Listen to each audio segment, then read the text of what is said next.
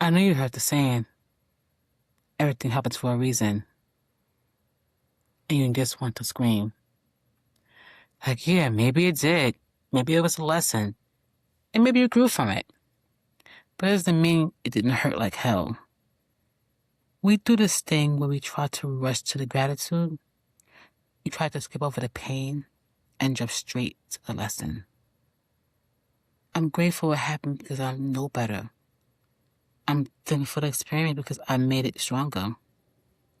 And sure, that's true. Eventually. But can we sit in the hurt for a second? Can we acknowledge that just because something taught you a lesson doesn't mean it wasn't painful?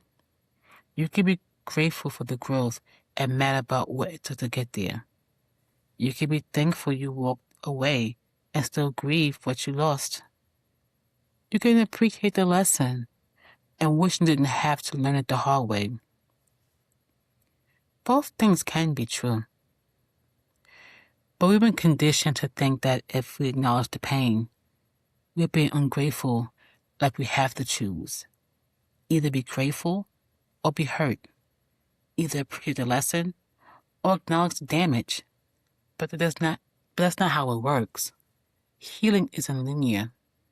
Gratitude is neither.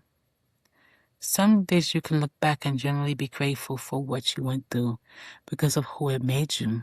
And other days, you're just pissed that you had to go through it in the first place. And both of these feelings can be true. You don't have to perform gratitude before you process the pain.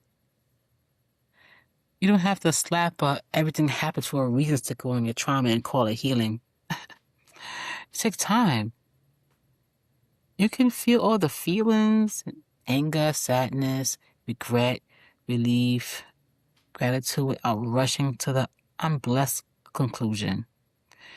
Because here's the thing. The people who hurt you don't get the credit for your growth. The situations that broke you don't get to take credit for the person you've become.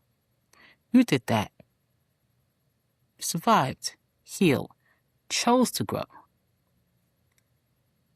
So yeah, maybe everything happens for a reason. But the reason isn't always beautiful. Sometimes the reason is just that people are messy. Life is hard, and you did the best you can do with what you had. And that is enough.